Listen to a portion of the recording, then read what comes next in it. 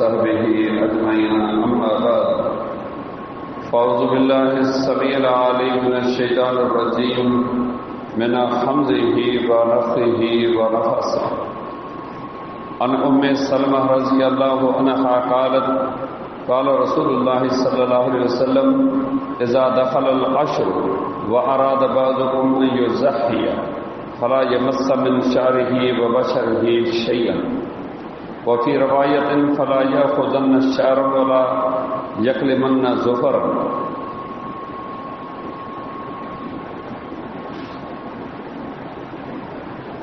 عید الاضحیٰ ऐं क़ुर्बानी जे हवाले सां रसूलुल्लाह सल्लल्लाहु अलैहि वसल्लम जे पाकीज़ा अहादीस मुबारक जो दर्स अल्लाह ताला जी रहमत हुन जी महिरबानी सां लगातार हलंदड़ आहे.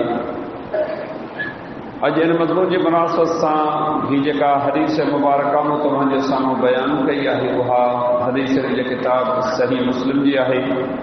उम्मुल मोमिनीन उम्मे सलमा रज़ी अल्लाह ताला अन्हा हदीस जी बयानु कंदड़ आहे.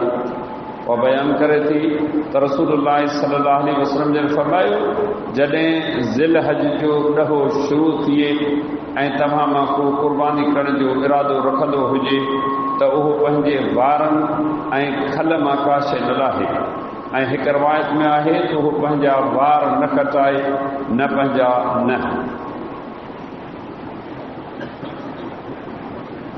बयान कयल हदीस मुबारक में ज़िल हज जे हिन ॾहे जी अज़मत जे हवाले सां असांखे कुझु नसीहतूं ऐं हिदायतूं मालूम थियूं त हीउ ॾहो आम महीननि जे ॾींहंनि वांगुरु न आहे. जीअं तव्हां गुज़िरियल दरस में इहा ॻाल्हि ॿुधी चुका आहियो त मुस्लमान हुअण जे नाते माण्हू साल जे बाक़ी ॾींहंनि में जेके बि नेकियूं चङायूं सुठायूं कनि था ऐं उन्हनि खे जेको अजुर ऐं सवाब अल्लाह ताला अता फरमाए थो उहो सवाब अजुर हिननि 10 ॾींहंनि जे कयल नेक जे बराबरि आहे. हीअ 10 ॾींहं मुस्लमाननि जी ज़िंदगी में तमामु वॾी अहमियत रखनि था. हिननि ॾींहंनि में कयल नेकी जो अजुर ऐं सवाब तमामु मथां ऐं तमामु घणे मिक़दार में अल्लाह ताला अता फरमाए थो. हिननि ॾिहाड़नि जी अज़मत हज जे करे, उम्रे जे करे, अरफात जे करे, सफ़ा मरवा जे करे ऐं क़ुर्बानी जे करे ऐं ॿियनि नेकियुनि जे करे अल्लाह ताला ॿारनि खे अता फरमाए थो. हीउ महीनो हिननि 10 ॾींहंनि में वॾी अहमियत रखे थो. अल्लाह जे पैगंबर सल्लल्लाहु अलैहि वसल्लम जिन हिन हदीस मुबारक में उम्मत जे माण्हुनि खे इहो दरस ॾिनो आहे त तव्हीं मुस्लमान हुअण जे नाते हर हिकु शइ जे मामले में मुहताज आहियो. अल्लाह रब्बुल आलमीन मुस्लमाननि खे सुबुह मंझंदि शाम ॾींहं ऐं राति उथण वेहण खाइण पीअण छोड़ण माण्हुनि जे मामले में कुझु क़ाइदा कानून ऐं ज़ाब्ता सेखारिया आहिनि. उन्हनि जी पैरवी करणु हर मुस्लमान ते हक़ आहे. असीं मादर पेदर आज़ाद आहियूं. असांजे मथां शरीयत जी का पाबंदी लागू कान्हे. वरन जेकॾहिं वेही करे जांचूं असीं मुस्लमान हुअण जे नाते हिकिड़ी पाबंदी वारी ज़िंदगी गुज़ारण जा पाबंद आहियूं. अल्लाह जी शरीयत उथण महिल मुस्लमाननि खे हिकु तरीक़ेकार खे इख़्तियार करण जो अमर कयो आहे. अमां मां को बि माण्हू राति जो जॾहिं निंड मां उथे उनखे हिन तरीक़े सां उथणु खपे. घर मां ॿाहिरि हिन तरीक़े सां निकिरणु खपे.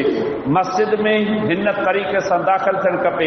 काकूस में हिन तरीक़े सां दाख़िल थियणु खपे ऐं गॾोगॾु हिन तरीक़े सां खाइणु खपे, हिन तरीक़े सां पीअणु खपे, हिन तरीक़े सां पढ़णु खपे, हिन तरीक़े सां ख़ुशी मल्हाइणु खपे, हिन तरीक़े सां ग़मी मल्हाइणु खपे, हिन तरीक़े सां निमाज़ पढ़णु खपे, रोज़ो रखणु खपे, उम्रो हज करणु खपे. हिकु हिकु शइ जो शरीयत पंहिंजे मञीदड़नि खे तरीक़ो सेखारियो आहे. हिन तरीक़े मुताबिक़ तव्हीं पंहिंजी ज़िंदगी गुज़ारींदो.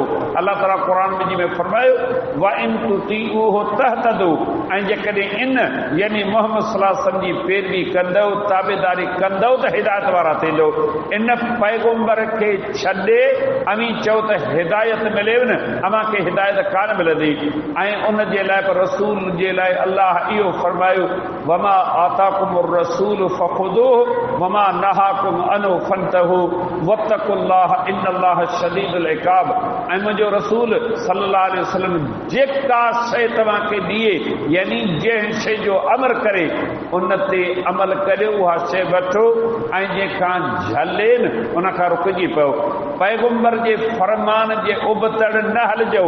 अल्लाह जो नबी सुम्हारे सुम्हो, जागाए जागो, खाइण जो चवे खाओ, रोके न खाओ, हिकु हिकु मामले में उनजे हुकुम जी ताबेदारी कयो। पर जेकॾहिं तव्हां ॼाणी वाणी अल्लाह जे पैगंबर जे हुकुम जी नाफ़रमानी कई, पोइ क़ुरान हदीस पढ़ी ॾिसो त केतिरे क़दुरु मुस्लमाननि जे लाइ वईद ऐं अज़ाब आहे। अल्लाह रब्बुल आलमीन जे पैगंबर पंहिंजे मञीदड़नि खे इहो दरस ॾिनो आहे त न अल्लाह जे हुकुम खे हल्को सम्झो, न रसूल जे हुकुम खे हल्को सम्झो। अल्लाह रब्बुल आलमीन पंहिंजे पैगंबर खे हिन ॾिहारनि जी अज़मत वही जे ज़रिए सम्झाई। पाण फरमायूं, जॾहिं ज़िल हज जो चंड नज़र अचे ऐं अवां मां जेको माण्हू क़ुर्बानी करण जो इरादो करे, पोइ उनखे खपे क़ुर्बानी बि करे, पर पंहिंजो ख़ासि हुलियो नमूनो बनाए। पोइ उन में शरीयत खे इन ॻाल्हि जो पाबंद कयो, मथे जे वारनि मां कुझु न वठे, बग़ल जा वार न लाहे, ज़ेरनाफ़ जा वार न लाहे, न हथनि पेरनि जा न लाहे। हीउ हिकिड़ो ख़ासि हुकुम आहे सिर्फ़ हिन 10 ॾींहंनि जो।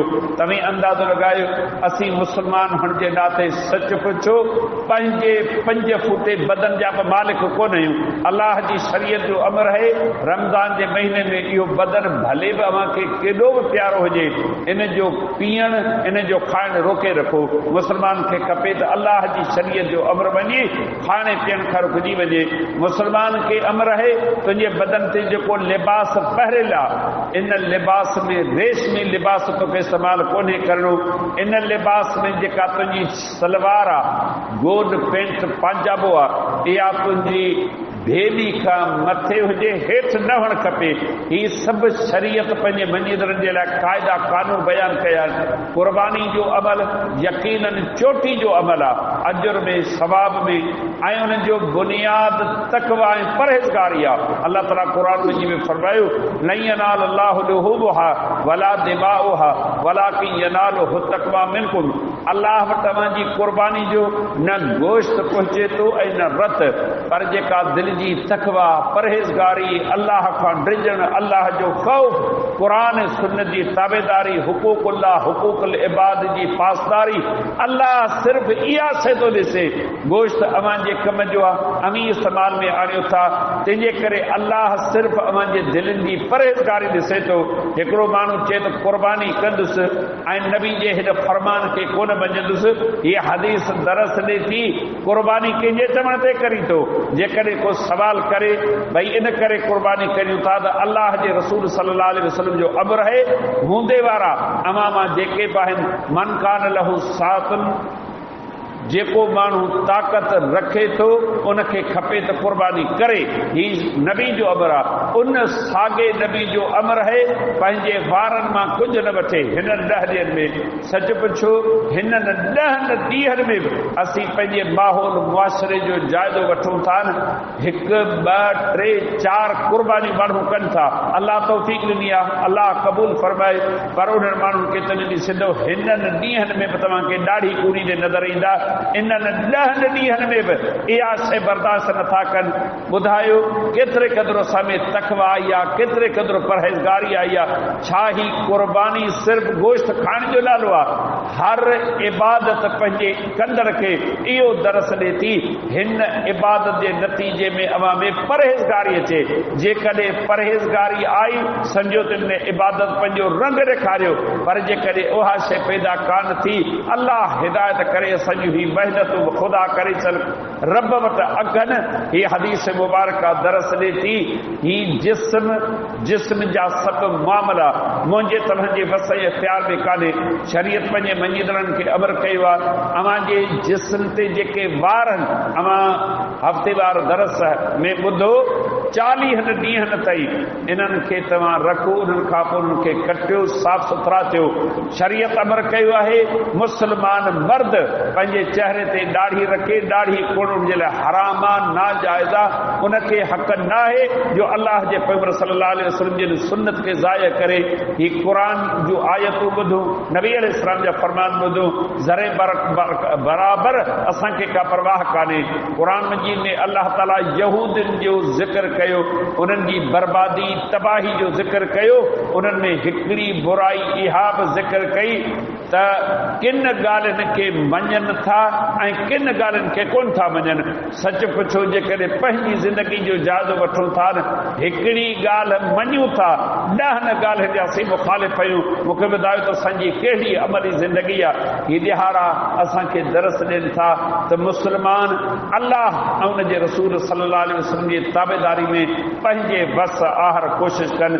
हीअ ॾिहाड़ा साल में पंहिंजे वक़्त ते अचनि था, हर रोज़ कोन था अचनि। कुर्बानी जो अमल चोटी जो आहे यकीनन, पर हिननि ॾींहंनि में सिर्फ़ु कुर्बानी न, निमाज़ जी पाबंदी, जमात जी पाबंदी, क़ुरान मजीद जी तिलावत, रात जो थी करे तहज्जुद जी निमाज़ पढ़णु, ख़ैर सदको, ॿिया नेकी जा कम करणु। यकीनन उम्मीद आहे जेकॾहिं इन ॾींहं सां को माण्हू नेकी करे थो, अलाह ताला उनखे कॾहिं बि ख़ाली हथे कोन मोटाईंदो।